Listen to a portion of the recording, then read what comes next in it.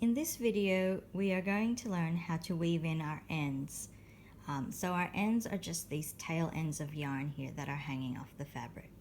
So what you would normally do is choose which side of the fabric is the right side, so the side that is going to be facing outwards when it is used. This particular type of stitch looks the same front and back, so it doesn't really matter too much. So for this, you will need your darning needle with a slightly pointy end. Okay, and then you can just, I like to give my yarn, so the yarn naturally has a twist to it. So when I'm putting the needle through, just to make it a bit easier, I just like to give it a little more of a twist, just so the end of it pinches. And thread your needle. Oops. Okay. So you have decided that this side is your right side and this side is the back.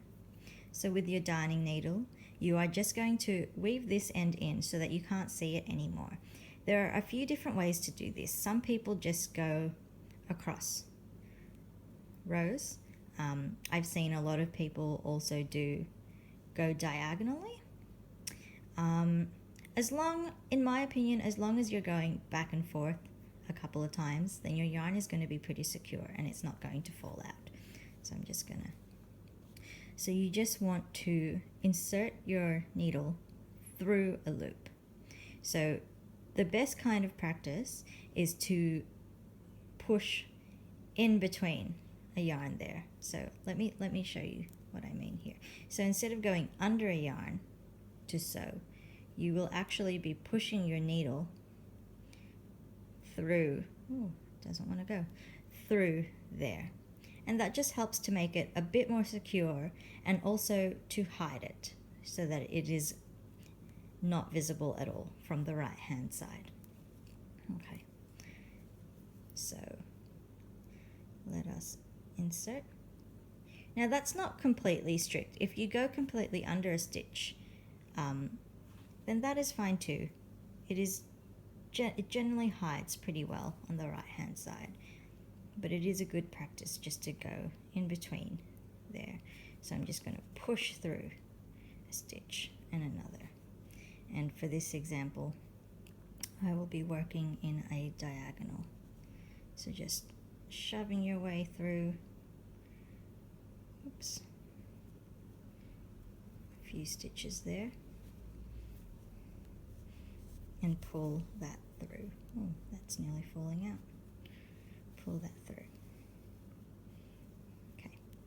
I like to give the fabric just a bit of a stretch to make sure that that woven in end isn't pulling the fabric tight and scrunching it up like that.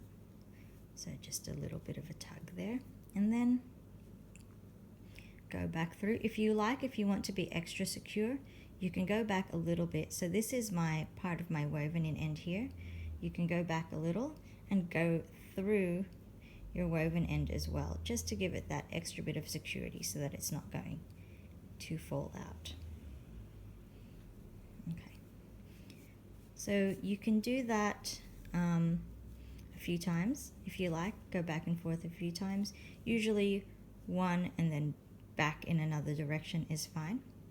So then after you've done that, just take your scissors. So for this, you can pull it a little bit tight. Oops, pull it a little bit tight and then cut your yarn close to the fabric. Make sure you're not cutting through your fabric. Okay, there we go.